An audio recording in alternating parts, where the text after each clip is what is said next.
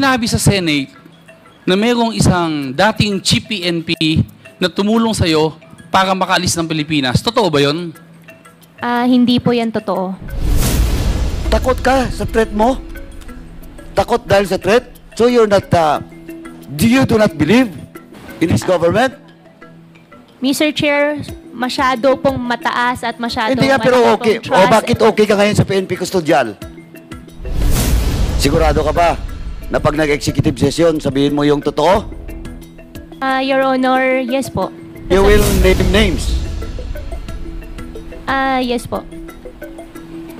Hindi in check. Foreigner po. Mr. Chair, ano ang willing mong sabihin sa committee ito, Miss Alice? Mr. Chair, I'm willing to tell the truth. Basta paniwalaan nyo lang po ako at huwag nyo lang po isipin na nagsisinungaling po ako. Sasabihin ko naman po lahat ng totoo po sa inyo sa executive session. Alice, tatawagin kita ngayon na Mayor Alice Guo. Kung ano yung para sa yung titulo, pinaghirapan mo, ibibigay ko sa ngayon na magkausap tayo. Alice, tatanungin kita. Sino ang nag-impluwensya sa'yo na tumakas ka ng Pilipinas? Your Honor, for that question po, may death threat po na nangyari po dyan sa issue po. Ayaw ko po sana talaga pag-usapan po sa public. Kung ayaw mong pag-usapan sa public, tinanggihan mo kanina yung offer sa'yo ni Congressman Dan Fernandez na magkaroon tayo ng executive hearing. Regarding po kasi doon, Your Honor, finailan po kasi ako ng Monday po ng immigration case po. Kaya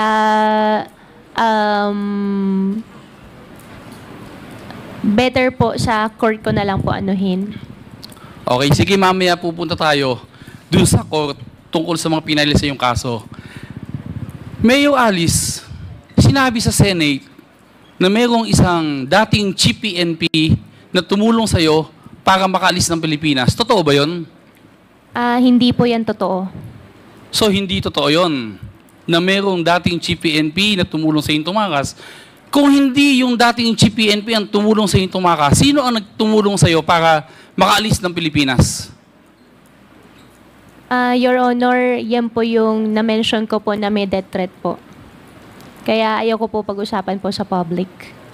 Saan natin pwedeng pag-usapan to? Kung ayaw mo din ng executive hearing.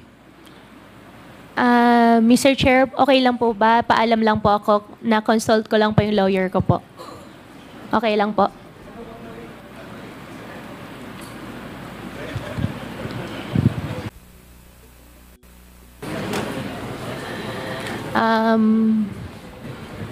Mr. Chair, Your Honor, regarding po dun sa na-file po sa akin ng cases po na immigration, I invoke my right against self-incrimination po dun. And regarding naman po dun sa tinanong nyo po sa akin regarding sa death threat po, pinag-usapan po namin ng lawyer, i-consider po namin yung sa executive session po na i-reveal po.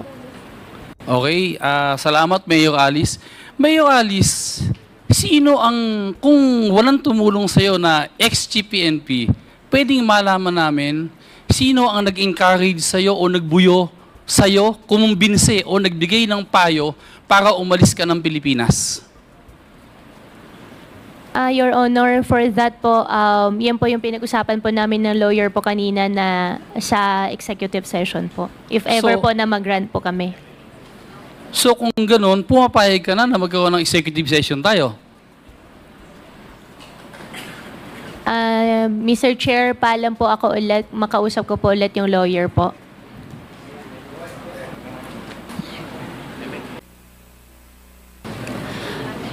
Mr. Chair, Your Honor, regarding po dun sa magiging safety concern ko po, opo, kung mapagbigyan po ako sa executive session po, I'm more than willing po. Mr. Chairman, just a short interjection with the Yes, go ahead, sir. Ms. Alice, go. So you're asking now this committee to have an executive session with regards to the person that helps you for your escape? Mr. Chair, since regarding po dun sa safety ko po, Kaya nga, hindi, Yeah. tinatanong muna kita. Kasi, Alice Go, alam mo, kung walang bas-bas, yung sasabihin mo sa executive session, mas lalo kang magka-problema. Kung walang saysaya, kung walang weight, walang bigat, baka si Duan Ren Wo na naman yan. Baka yung pangalan na binigay mo sa Senate, Your Honor, wala po akong binigay na ganung pangalan po sa Senate po. wala kang binigay na pangalan, so ibibigay mo dito sa amin. Wala po akong binigay po na Hindi, pero pangalan tanong po ko na muna. mention nyo po. Bibigay mo dito sa amin. Your Honor, okay lang po ba kausapin ko po yung lawyer po? Hindi, tanong ko lang, tinanong na kita kanina eh.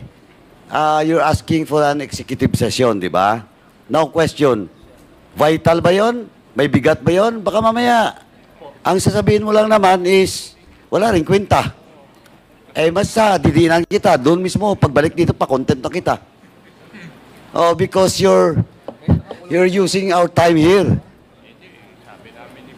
Hindi. Siguraduhin mo muna. Sigurado ka pa? Baka mamaya, sinasabi ko lang sa iyo, kasi if we grant that executive session na you're asking, dapat sigurado ka. Sigurado ka ba?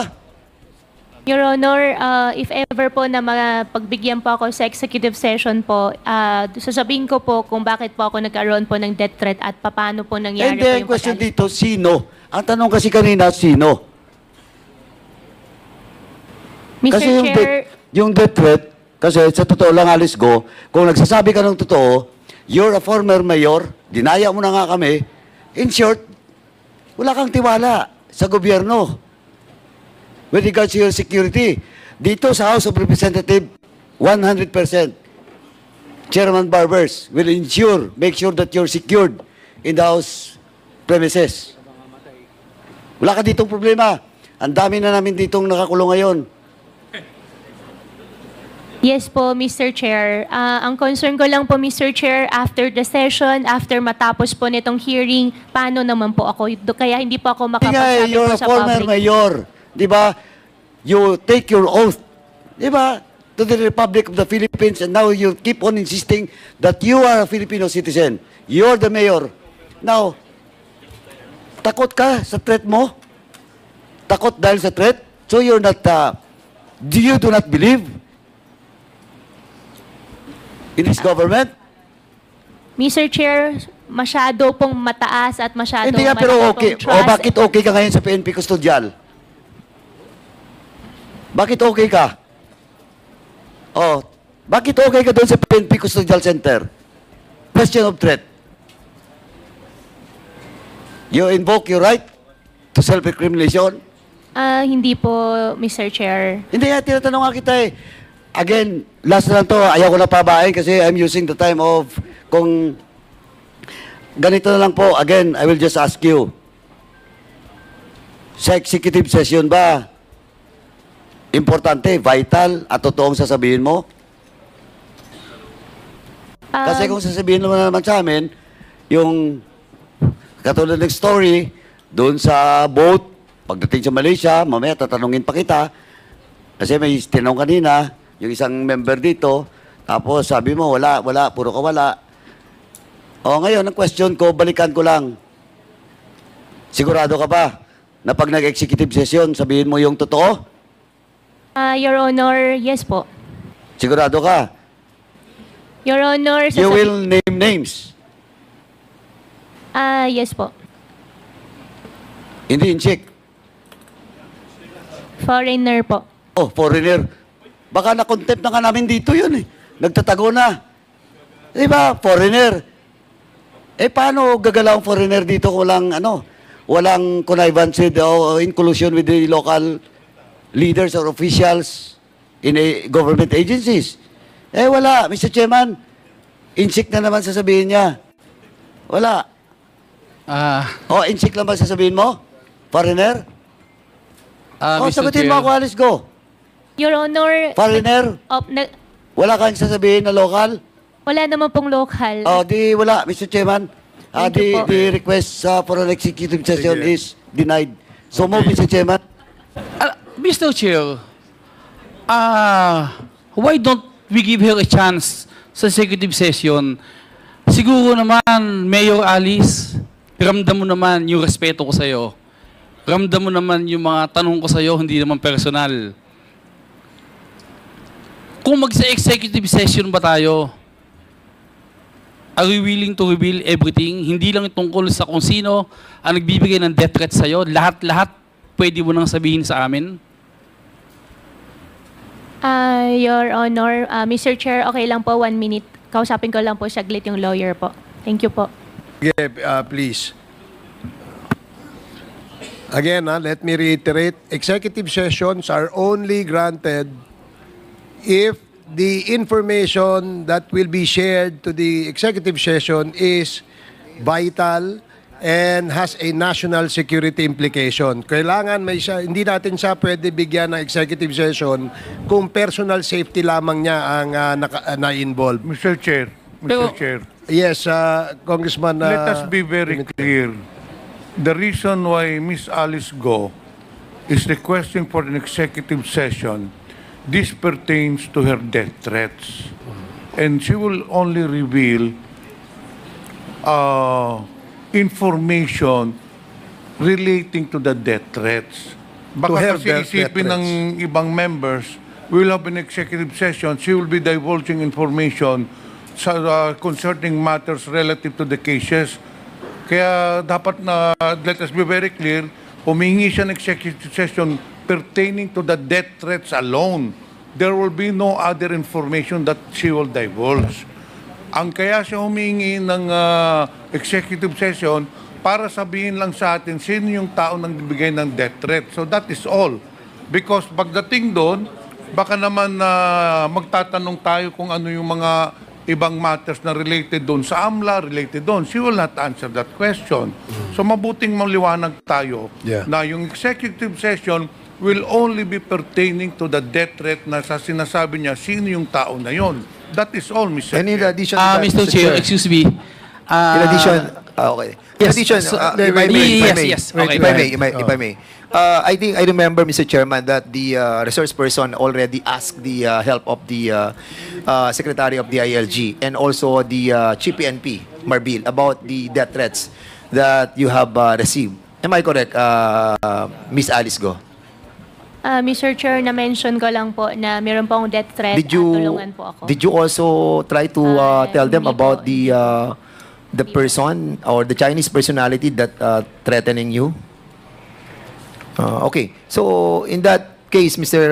Chairman, I think the issue does not entail the national security.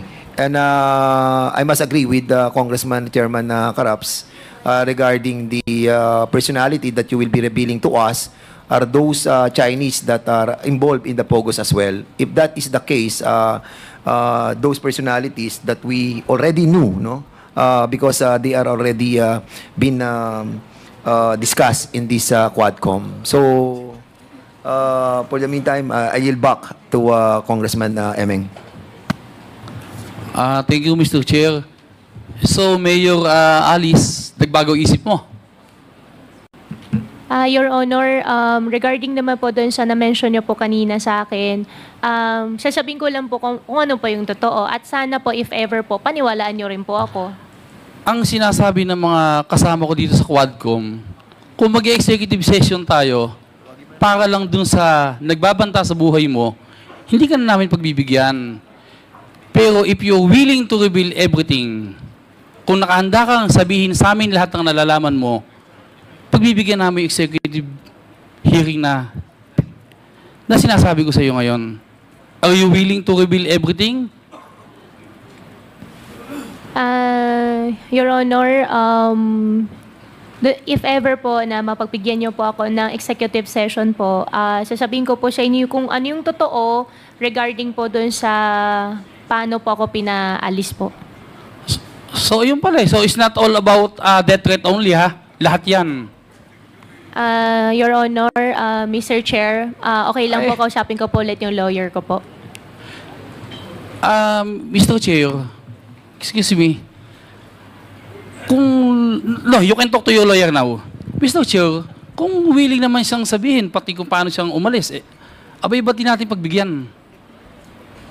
Yun So malinaw naman na hindi lang naman tungkol dun sa death threat ang sasabihin niya sa atin. kung sasabihin niya, yung tungkol doon sa paano pumasok, nag-operate yung illegal pogos dito sa atin, at kung sasabihin niya na kung paano at sino ang nagpataka sa kanya, bakit natin siya hindi bibigyan? Pero kung ang sasabihin lang niya ay tungkol lang sa kanyang personal safety, hindi ho pwedeng pagbigyan ng komite yan. And I made that clear earlier, Your Honor. So, ngayon, alam naman ng lawyer niya, narinig naman ng lawyer niya, I guess we should first wait kung ano yung advice ng lawyer sa kanya bago natin pag-usapan kung ano yung ibibigay natin sa kanya. Okay, Mr. Mr. Chairman, may I Kasi- request for a 1-minute suspension? Okay. Ha? Mr. Chair. Hindi. Mr. Chair. No, excuse me, Mr. Chair. Actually, sinasabi sa atin ngayon ni Mayor Alice na sasabihin niya sa atin pati kung paano siya nakalabas ng bansa. So which means na pati yung mga kasabwat, pati yung mga tumulong sa kanya paano nakalabas ng Pilipinas, she's willing to reveal. Mr. Chair. Ano ang willing mong sabihin sa committee ito, Miss Alice? Mr. Chair, I'm willing to tell the truth. Basta paniwalaan nyo lang po ako at huwag nyo lang po isipin na nagsisinungaling po ako. Sasabihin ko naman po lahat ng totoo po sa inyo sa executive session Truth po. saan truth? Truth saan? Kung sa paano po ako pinaalis at saka po dun sa tinanong po ni Kong Emeng po kanina. At kung sino ang nagpaalis? Opo. With that, Mr. Chairman, probably kung... 1 minute suspension. Yeah, 1-minute suspension.